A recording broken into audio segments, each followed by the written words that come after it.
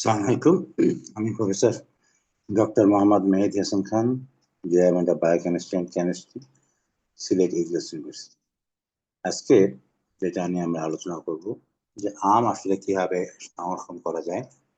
আমাদের অনেকেরই ধারণা বা যদি এটা মিথ, মানে বেশিরভাগ লোকের যে বিশ্বাস যে আম সংরক্ষণ করার জন্য কি করে, বা ফল অনেকদিন যত টিকে থাকে এই জন্য কি করে, ফরমালিন দেয়।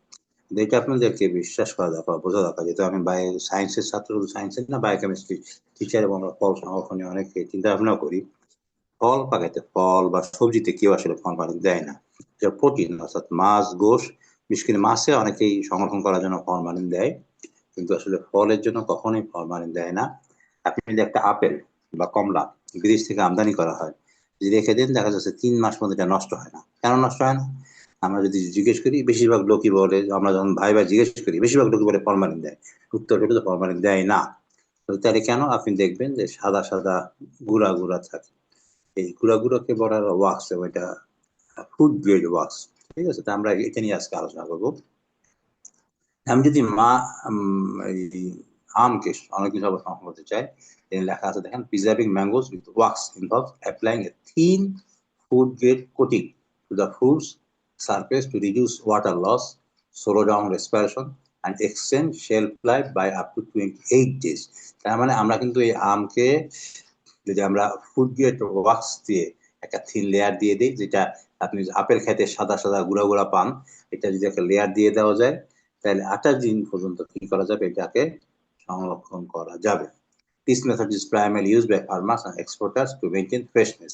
তো এটা যে বিদেশে যারা আপেল বা এই তারা ই করে, সংরক্ষণ করে রাখে, যে এক দেশ থেকে আরেক দেশে আপেল আসে, এটা আসতে কি হয়, এই তারা এই ফুড গ্রেড ট্রান্সপোর্ট দেয়। যেখানে দেখেন, what want to keep mangoes fresh, wax দেন, তাদেরকে মোম দেন। Mango farmers will soon be able to extend the shelf life of the fruit by coating it with wax. The low-cost post-harvest technology will help to curb losses in the value chain, putting more money in farmers' pocket.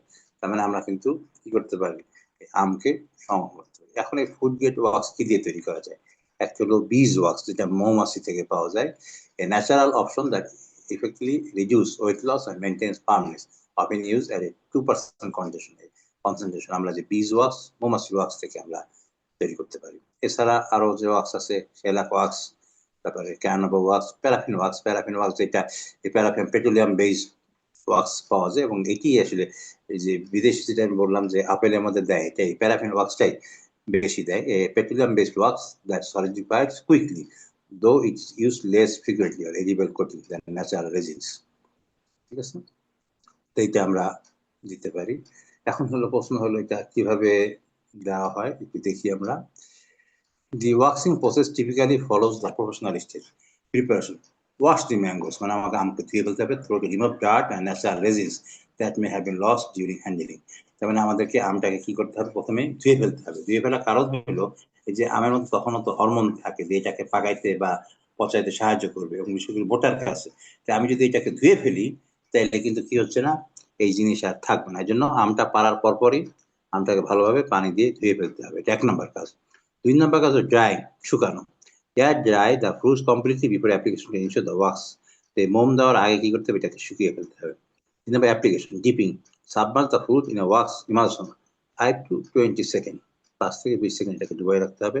Shorter dips around 8 second আর often prefer to balance shelf life, flavour, retention. তাহলে আমরা এই ওয়াক্সের মধ্যে 5 থেকে 20 second spray. Use a low pressure pump and nozzle to apply even thin layer, spraying এর মাধ্যমে করা যায়। এবার ব্রাশিং বা whipping. Use a smooth sponge or soft brush, manually apply the wax for smaller batches. ব্রাশিংও করা যেতে পারে যদি অল্প আম থাকে।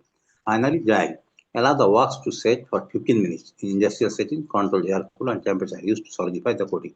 এটা শুকাইতে পরে আমাদেরকে আমাদেরকে শুকাইতে হবে। আচ্ছা, এখন যেটা প্রশ্ন হলো, বাংলাদেশে আমরা কি করতে পারি? বাংলাদেশে আমরা 2টা কাজ করতে পারি। বাংলাদেশে যে প্যারাফিন ওয়াক্স এতটা হয়তো বা পাওয়া নাও যেতে পারে, সেই ক্ষেত্রে কাইটোসান, কাইটিন থেকে তৈরি করা যায়। কাইটোসানও এটা সংরক্ষণে খুব ভালো ব্যবহার করা যায়। তারপর আমরা মনে করলাম কাইটোসানও পাওয়া যায় না, তাহলে খুব সহজ বুদ্ধি শিখাই দিই, মনোযোগ দিয়ে শোনেন। সেটা হলো, আমটাকে প্রথমে ভালোভাবে ধুবেন। ধোয়ার পরে এই যে বোটাটা আছে, এই বোটার উপরে আমাদের যে মোমবাতি, যদিও ওয়াক্স কিন্তু মোম বললো, আমাদের মোমবাতি কিন্তু ওয়াক্স না, এটা নাম মোম হইলো, এটা আসলে মোম না, আমরা মোমবাতি বলি, এটা আসলে হাইড্রোকার্বন। এই হাইড্রোকার্বনটাই যেটা, এটাই যদি আপনি আমের বোটাকে চারিদিক দিয়ে ঢেকে দেন, তাহলে কি হবে না, এই বোটা দিয়ে জীবাণু ঢুকে। আমাদের আম পচার কারণ কি? কারণ হলো একটা হলো হরমোন, আর একটা হলো জীবাণু ঢুকে। তো আমি যদি ধোয়ার কারণে হরমোনটাও কমে গেল, এবং এরপরে যদি আমি এই দিয়ে কি বলে মোমবাতি দিয়ে, মোমবাতির যে মোম দিয়ে যদি আমি এটাকে আটকাই দিই, সামান্য এটা দিয়ে দিলাম, তাহলে কিন্তু আমরা দেখছি যে এখানে 28 দিন বলছে, আমরা 28 দিন কেন, আরো বেশি 45 দিন পর্যন্ত আমরা সংরক্ষণ করতে পারবো। যাক, বাংলাদেশে এই আর তো কিছুদিন পরে, এখন তো চৈত্র মাসের শেষের দিকে, সামনে বৈশাখ জ্যৈষ্ঠ, এই সময় আম পাকার সময় হবে, আম সংরক্ষণের দরকার পড়বে, অনেক আম নষ্ট হয়ে যায়। এই জন্য আমি আপনাদেরকে শিখিয়ে দিলাম, এবং আপনারা যদি কেউ এটা দিয়ে উপকৃত হন, আমাকে জানাইলে আমিও উপকৃত হব, খুশি হব। আশা করি আজকে আমরা আম সংরক্ষণ সম্বন্ধে জানলাম। আগামীকালকে আমি আরেকটা দেবো যে আম কিভাবে পাকে, এবং আরো বিভিন্ন বিষয়ে। ধন্যবাদ সবাইকে আমাদের সঙ্গে থাকার জন্য। আসসালামু আলাইকুম।